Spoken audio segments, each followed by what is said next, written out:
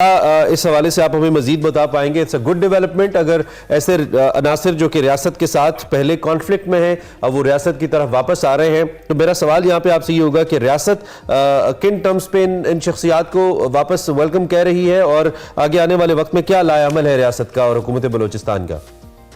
देखिए, जिन लोगों ने बंदूक उठाया उनके लिए रियासत ने वापसी का एक रास्ता भी छोड़ा है और पाकिस्तानी रियासत ने भी एक फराखदिली का मुजाहरा करते हुए इन लोगों को ये ऑप्शन दिया कि आप पाकिस्तान के आईन, पाकिस्तान की जमहूरियत और पाकिस्तानी सिस्टम पे और असलाह का जो रास्ता है वो छोड़ने के लिए तैयार है। तो रियासत माँ की तरह सलूक करेगी।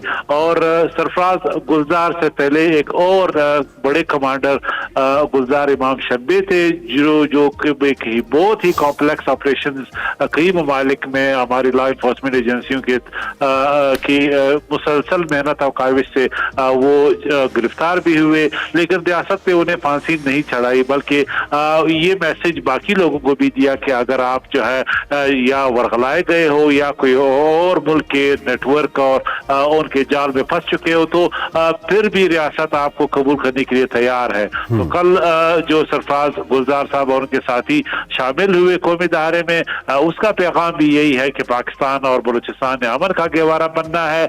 जो लोग भारत और उनकी एजेंसी के हाथों चढ़े हैं उनके लिए वापसी का रास्ता मौजूद है। शर्त यह है कि आप बंदूक का रास्ता छोड़ें। तो कोई भी रियासत जो है वो कोई शख्स अगर वो असलहा के जोर पे कोई काम करता है तो आखिरी सोल्जर तक उनको कत्ल नहीं करती, बल्कि वापसी का दरवाजा भी खुला रखती है। ठीक हो गया। अच्छा, दूसरी जानिब कल इसी स्टेटमेंट में कहा गया कि तमाम तर जो कार्रवाइयां थी उसमें भारत फंडिंग कर रहा है। तो आप ये भी बताइएगा कि इस हवाले से रियासत क्या इकदाम करेगी, क्योंकि ये तो एक बहुत सीरियस मैटर है कि इस तरह के दहशतगर्दी के वाकयात में एक साथ जो भारत है उसकी फंडिंग करना और ऑब्वियसली हमारे ही लोगों को इस्तेमाल करना।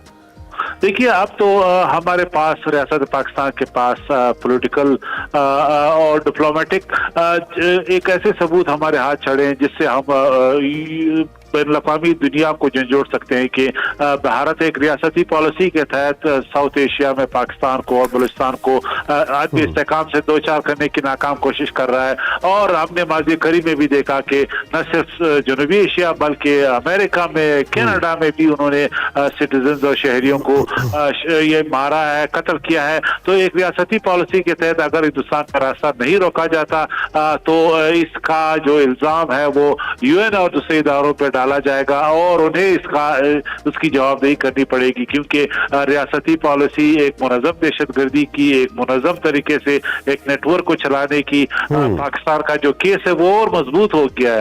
इंशाअल्लाह हम मुख्तलिफ डोसियों की शक्ल में हम बैनुल-अक़वामी दुनिया को सेंसिटाइज करेंगे। बिल्कुल ठीक है। जान शेख ज़ई हमारे साथ मौजूद थे जो कि इस हवाले से बात कर रहे थे। केयर टेकर जो बलोचिस्तान गवर्नमेंट है उसके स्पोक्स पर्सन है और उनका ये कहना था कि ये एक बड़ी अच्छी डेवलपमेंट है। सरबराह BNA सरफराज 70 साथियों समेत उन्होंने हथियार डालकर कौमी धारे में शामिल होने का फैसला किया है। और कल जान शेख ज़ई साहब के साथ उन्होंने एक प्रेस कॉन्फ्रेंस भी की जिस पे हमने बात की। इस पे हम बात करते रहेंगे जी।